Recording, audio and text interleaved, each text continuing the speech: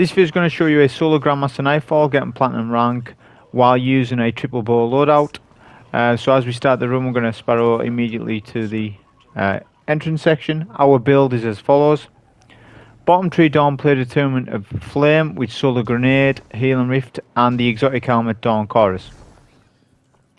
There's certain aspects of this setup. If you want to do it in a certain way, especially when you get to the boss, you need to make sure you've got Solar Grenade on to help out, and the exotic helmet Dawn Chorus. So this run's going to be, as I say, a little bit different because it is the end of the season, so I just wanted to sort of do a unique setup on it. I'm not saying this is effective. In actual fact, we've got to work harder to make the run work. So I'm not recommending that you do with this setup. I've got a lot of recommendations on what the best setups are. I've run this quite a couple of times this season, so things like Jotun, Telesto, even Anarchy would work well. A heavy linear, any heavy linear with particle deconstruction is really good in this. So I've already done all the recommendations, right? This is a triple bow setup, so that means we've got a kinetic bow on and a energy bow with the heavy bow Leviathan's Breath. Leviathan's Breath has inbuilt unstoppable within it, so you can stop champions. This particular Nightfall is really good for that in that respect, because there's unstoppables and overloads, there's no barriers.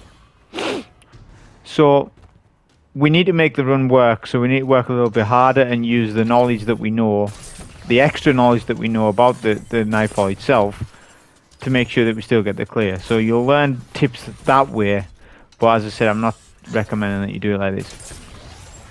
They made a change with Leviathan's Breath that you actually get Archer's Tempo on it. Is it a big enough difference to make it usable? In my opinion, it isn't. It's still not. It's still too slow, right? When you're stopping champions and things, you barely have time to do 2 shots within that phase, with you just being so slow. Even I have bow loader on my gauntlets, and even then it's still not enough, and you'll see. So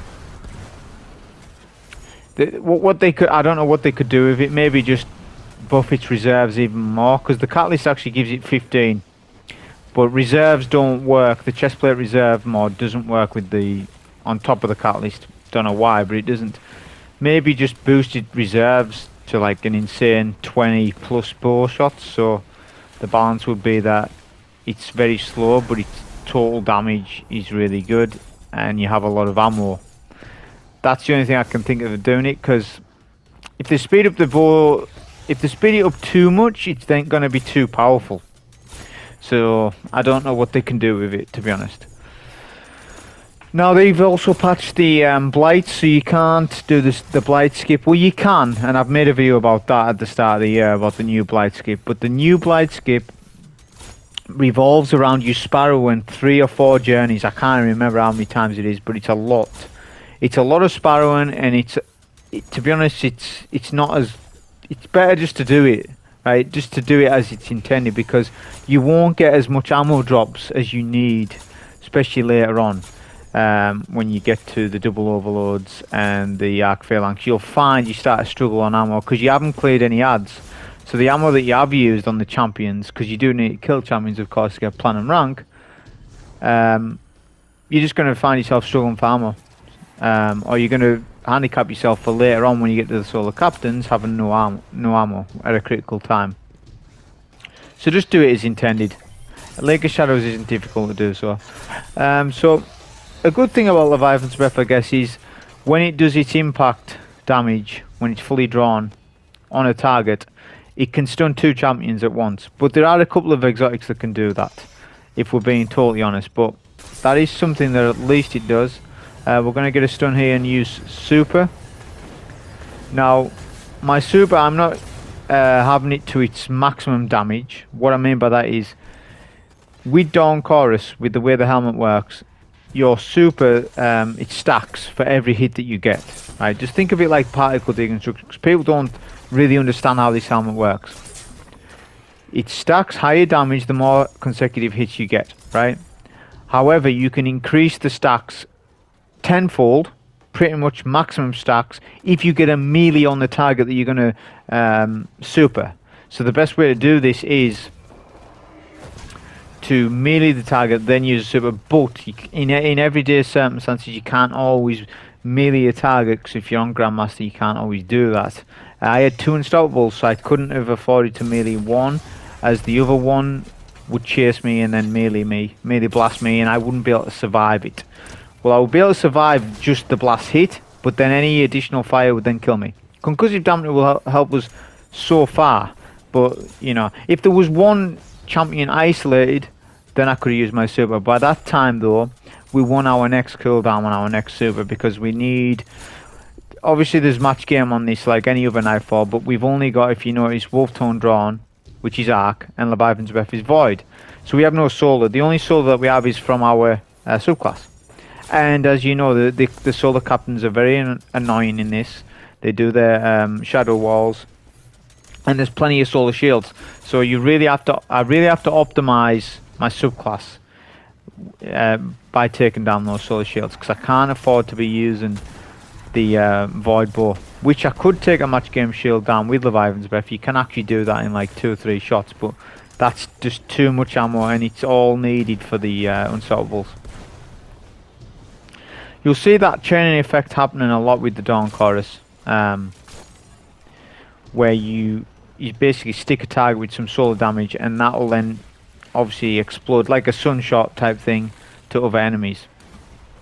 The grenade is very powerful in this subclass, like extremely powerful when paired with the exotic armored Dawn Chorus.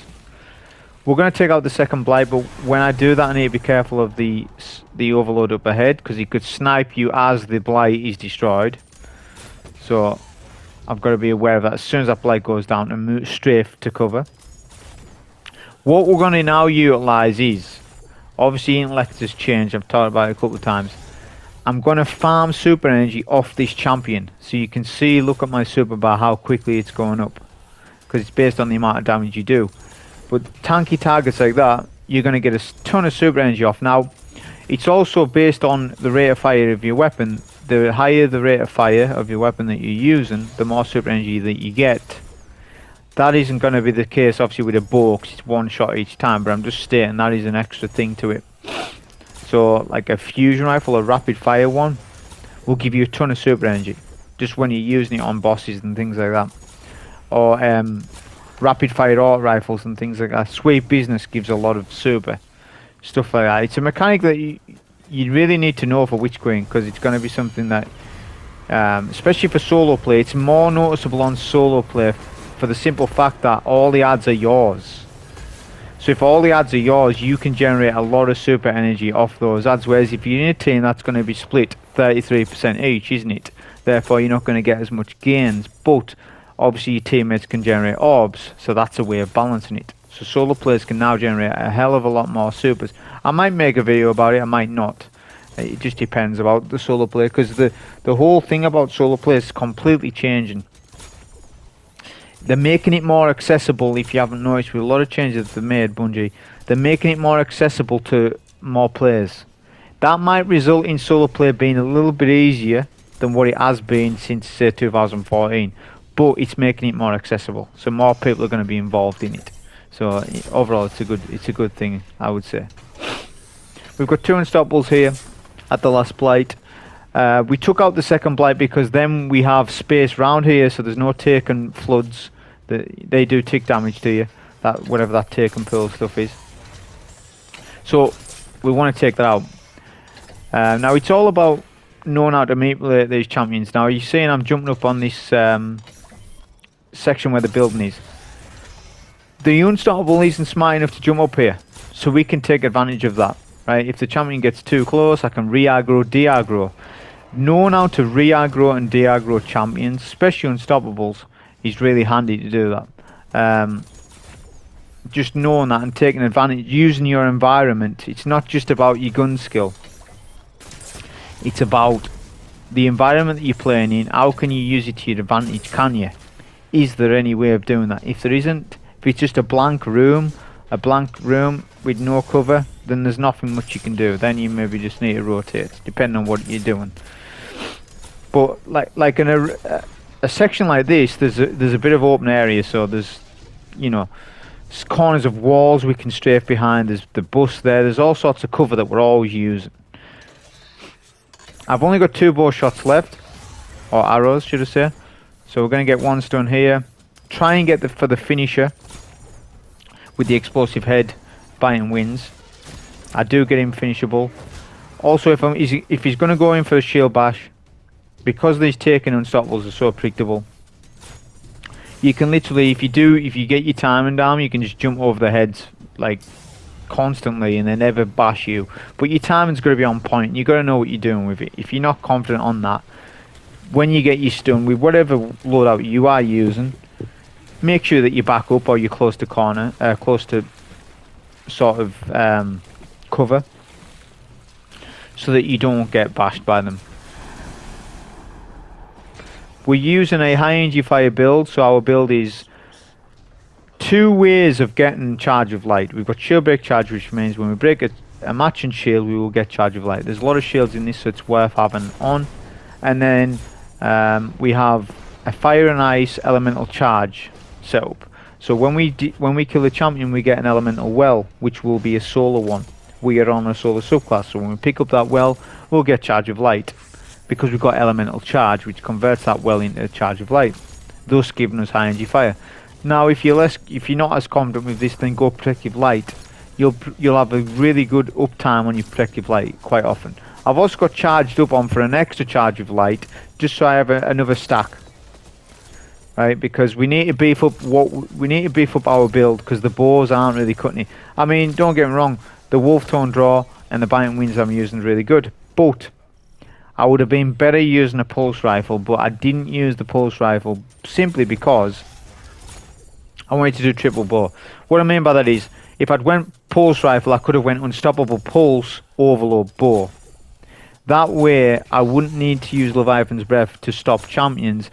The Leviathan's Breath would have more damage because I would use it for the damage, and my pulse rifle would do all the stopping, because the first shot you do on the champion isn't as much damage as the second shot is.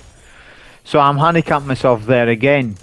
There's no purpose of me having 2 bows on, just because it's triple bow for the video. That's the only reason. I understand it's a wasted slot, but we're just doing it. We may as well, like, my idea was, right, I'll do a Leviathan's Breath video, but then I was like, well, I'll go the whole way and do the triple bow version of it. So we're just killing this last overload. We're just using our cover and our strafing. Make sure that you get your strafe game with bows when you're taking these overloads like that. Get your time down with it. Make sure that the sniper's just basically charging their shot, then decharging and then charging, and that way they never snipe you. But you need your strafing on point for that. But once you get the rhythm down, it's really easy. There's nothing difficult about that. To optimize this room a little further, we're going to sparrow through and then skip the first captain and a couple of taken thrall. We'll do a solar nade here. I've got no solar weapon. There's 2 solar captains to take. It's a really dangerous moment. This is what we use a super for.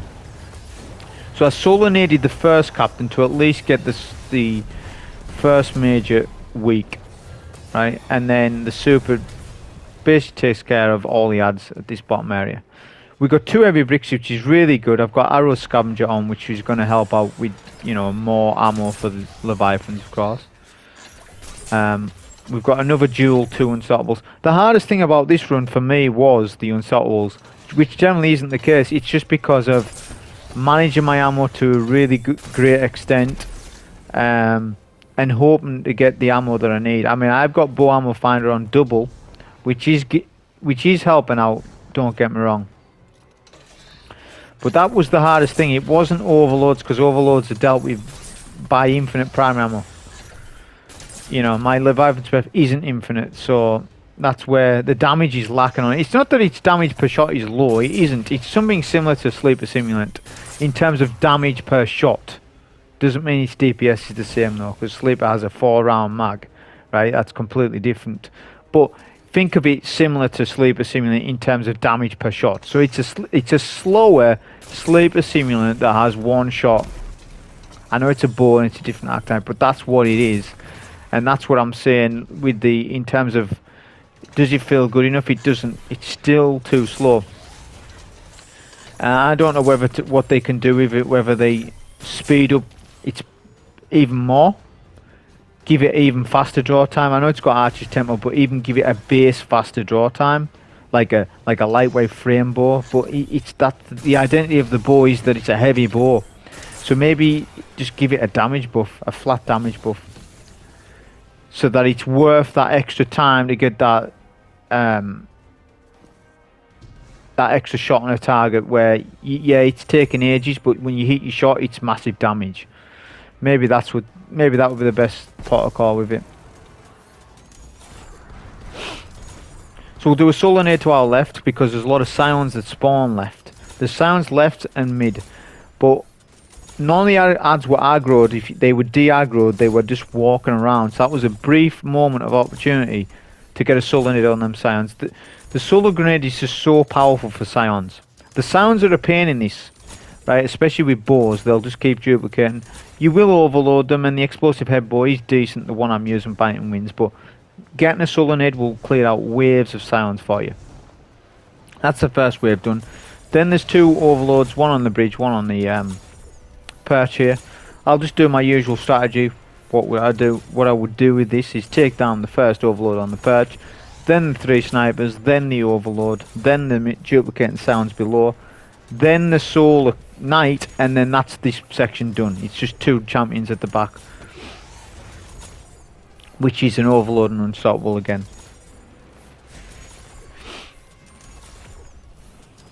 I'm not going to use my super yet, because I want to use my super for the Knight, because obviously I don't want to be wasting ammo on this Knight, so the super's going to come in really handy. And with Bottom Tree Dawnblade, it tracks. The super tracks. It's a very good super in this game. It might be one of the best supers in the game. Like, it is still slept on. I don't see why people aren't, you know, using Dawnblade. Definitely be using it. It's just a case of you need to put that helmet on. And there's a lot of people who don't even know what Dawn Chorus is. Make sure that you get it, right, and you have a go with it. Because this subclass has a lot of good things going for it. I know Void 3.0 is coming out and all that stuff, but you're not going to just be playing Void. I know Void is coming out. Most of your time will be playing Void in Witch Queen. I assume that for the first 1 or 2 weeks, but that doesn't mean to say you're not going to go back and use Stasis sometimes, or Solar, or whatever it might be.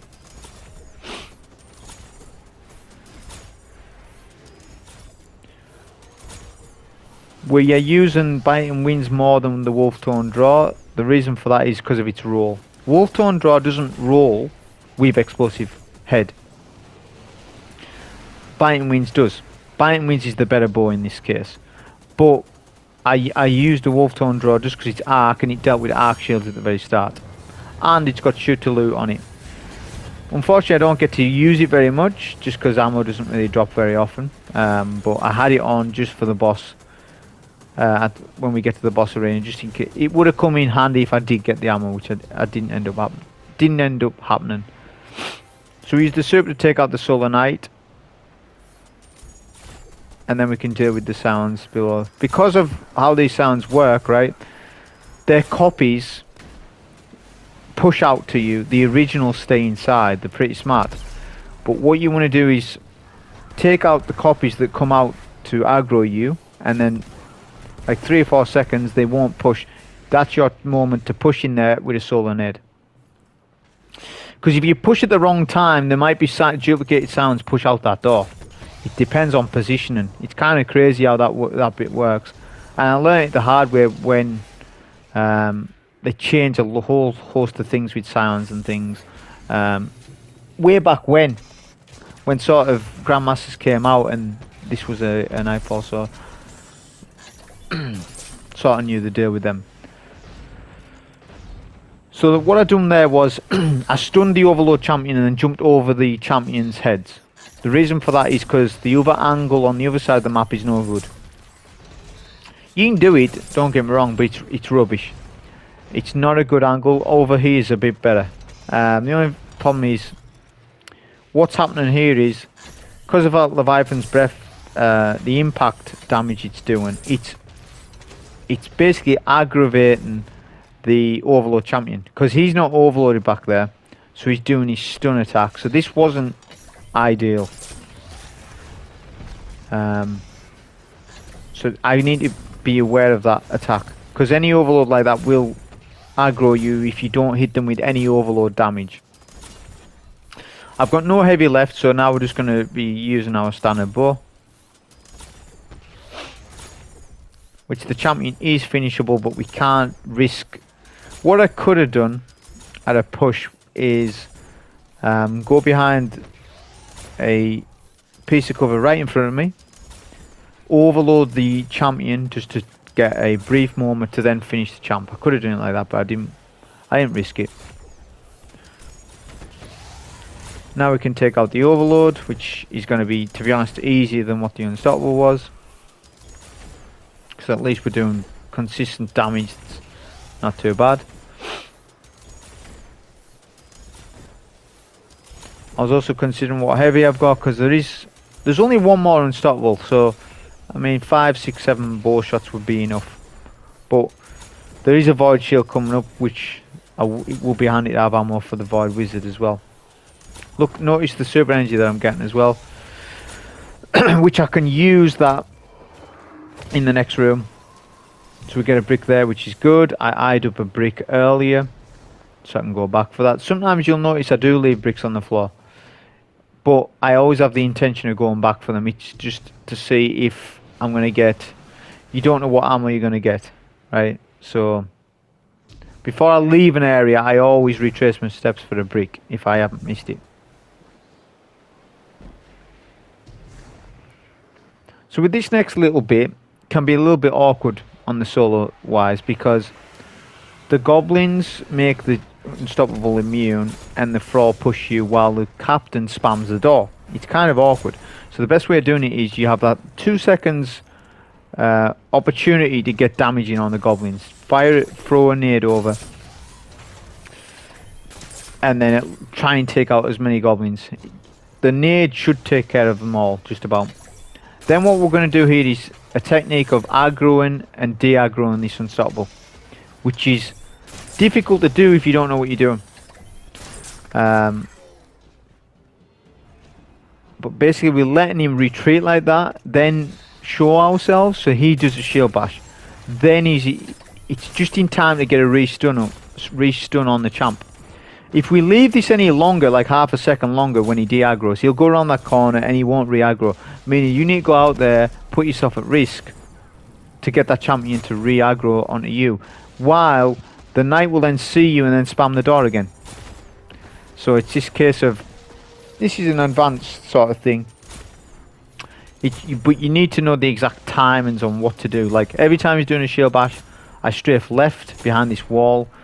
Sometimes the Phalanx Blast can penetrate some walls, but this particular wall it doesn't. I know that from experience. All I was doing there is just shooting with the bow because I didn't have heavy left, right? And just re-aggro and de-aggroing, and that was pretty much perfect on that. I generally don't play perfect, but for that circumstance where I didn't have any Unstoppable and keeping that champion in that door was exactly what I wanted to do with it. Ideally I would have liked more bow ammo to use on him, but I didn't have enough ammo. This little bit can be awkward as well. 2 solar captains, a bunch of goblins. The problem here is that the goblins make the solar captains immune, and if you hit the bunch of adds with any damage at all other than your bow, you will aggravate the champion. He'll enrage, and the solar knight could kill you while that happens. So, and we don't have a solar weapon, so we need to rely on our grenade and our super. The Dawn Chorus burn effect lasts for so long, it keeps that shield off. That's what's helping us so much. I'm just checking out the area here first, because I don't want to start spamming a super yet until everything's perfect. That means all goblins taken out, and then just the knight, the solar knight and the goblin. the overload. We can tank all that damage. You start adding other adds into the scenario, there's a risk of dying, and I want to eliminate risk. When I'm playing on a setup that's not efficient, you need to work harder. This is what I try and drill down to people: is learn the meta, learn the PvE meta, right? Because the meta's changing every season. But like, get off the meta. After that, start using things a little bit more difficult to you. Like, don't just use the meta. Like, people have just spammed fusions all this season. It's been the longest season like you can think of, hasn't it? But people are still just using fusions, right? Like, use other stuff. It makes you a better player in the end if you do it like that, right? Use stuff that's not as effective, because you're going to be damn sure on a day one raid or something, when you do use the effective stuff, you're going to be even better. It's going to be so easy to you, you're going to think, I don't know why I didn't practice like this before. And that's what you've got to start doing. You know, like the meta may shift witch queen wise. I don't know what to, like, we don't know what to yet, weapon wise. Whatever it does, for the first few months, obviously learn that. But once you sort of, witch queens are over, you're waiting for the next expansion, start playing with weapons that are difficult to use. And make them easier to use to you. Because it not just increases your weapon skill, it increases your knowledge about the game. Like if you're gonna take this game seriously enough, and you're playing it, and you've been playing it for 7 years, you may as well just learn everything about it, right? Because this is the main. If you're watching this, you're probably main Destiny. A lot of people who watch me are probably similar to me. They just main this game. They don't play. They may play other games, but they don't play them seriously like they do this. Like, they'll maybe play for a couple hours and then be back to this. So that's the best advice I can give. Like, learn everything about it. Don't just do the main things or just triumphs and seals. Like, there's more to the game than just seals. I know seals, people love them, but as I said, there's more stuff to it than just that. We're going to take out the goblins before we push the wizard. There's a pillar that I stand behind to make it a little bit easier so that the wizard doesn't spam us, and the boot walls. The boot walls can kill you, right? The concussive dampener will help out against that, and shouldn't do. If you have a tier 4 resilience and concussive dampener on, at least you shouldn't be one shot. It just depends. It's physics. Physics is unpredictable in this game, we know that. But the boot walls shouldn't kill you, but don't let them hit you. Then there's no chance of it happening. But standing behind this pillar, there's no boot wall that can hit me so far, so that's why I'm standing here. We're trying to aggro the wizard while waiting on our super. We just got our super, which is great. But the super will run out before we kill him if we don't take the shield. It will take down the Void Match Game shield, but by that time, the wizard could still have HP left and melt us. That wizard can actually really melt you. I think the wizard does solar, so solar resistance will help out. And it'll help out against wizards as well. Captains, should I say. Okay, we'll clear these Thrall to get ammo, which I got a brick there, which is good. Those Thrall were killed by chain damage because I come in here with some super left over. I've saved a nade specifically for this section to nade the sounds to the right. That will actually sort them all out. If I start using my bow only, you can guarantee one of the sounds will go around the corner and duplicate like crazy. Doing the solar nade will prevent that, and it just clears them all out and I can forget about them. The Overlord Champion isn't aggroed to my left. What we're going to do then is aggro the Goblin to our right. That will then thus get the Overlord out from hiding. Unless he will just sit in cover all day. Just depends. It depends on how aggressive you play. The more aggressive you play, the more likely the champion will actually come out of cover and start shooting at you. If you're just sitting behind a wall, less likely to. So we'll just use the bow to stun the champ over and over. And gain super energy notice. We're halfway to our super and we've literally just used it. This is what's so good about it. And bear in mind my intellect stack is very low. I can't mind what it was, tier 4, tier 5. It's not really high. You really don't need to be speccing for high intellect in this game now. PvP is different. I obviously don't cover that. So, you know, you can still rock your treble 100 builds in PvP, whatever. But in PvE, put all your stats into your build, into your recovery, discipline, or strength. Strength's made a comeback now and is really valuable on certain classes. Strength, recovery, and discipline are the stats to go for. Don't go for mobility. I mean, I know there's players out there that do. Seriously, all that's doing is giving you increased strafe speed. If you're good enough on your controller or your mouse and keyboard or whatever, your strafe speed is as good as it is at tier 0. I could play at tier 0 or tier 10, it wouldn't make a bit of difference to me. So I'd rather just have a low mobility setup. Low mobility setup, high recovery is the most important thing, and then if you're on a Warlock, it's probably discipline that's more important. On a Titan, could be strength, depending on what you're doing. That's what you want to stick to. Don't be rocking your intellect anymore because of all what they've done change-wise. There's so many mods as well in builds like Font of Wisdom. Increased recharge rate when you pick up a well. It's so easy to get like supers now. You're just wasting stats. You're just wasting points by putting that into your intellect. This overload's easily dealt with. You just strafe him on the stairs. And that's the last champion that we deal with. And then it's just on with the boss. Which has like times 3.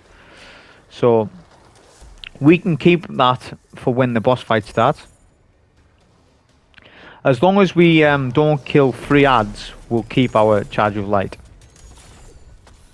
So I'll do a solar nade to take down the shield first on the captain. If you stay up here, the knight will just spam you with attacks. You're free to do damage to that knight and then take him out. Don't let the solar shield regenerate, because then you're gonna have to wait on a solar nade. For me, if you're not running a solar weapon, then you'd have to wait. Obviously, if you did have a solar weapon, you wouldn't. Now what we're going to do is do damage to the Blight. Now, the beauty of this subclass is if you keep the Blight alive, like leave the Blight very one-shot and then do the jump exploit to up top, you can use a solar nade with Dawn Chorus and take down the Blight. What I've done wrong here is I've took the Blight out by accident, by mistake. I've done too much damage. I was actually trying to get the Blight really one-shot, but my melee done too much damage. But that's fine. This jump is what you would make. But anyways, if you did leave the Blight alive correctly, then you would make this jump beforehand that I'm doing right here. Then when you get up top, use a solar grenade. The burn damage, the grenade itself won't do damage to the Blight, but the tick damage will. It'll do 98 ticks. So if you leave the Blight very one shot and then do that, the actual fight will actually start. Obviously this is an exploit. Obviously I'm not gonna do treble bow like this, you know. I was just wanting to get a view on it, you know. So what I'm trying to do now is get this boss in a good place to super. And then I'm trying to angle. Some of my super was missed, but that's fine. We've got a decent amount of damage on. With a charge of lights, we get a 20% weapon damage bonus. We'll keep that until an ad's killed, which will happen. We might accidentally kill one.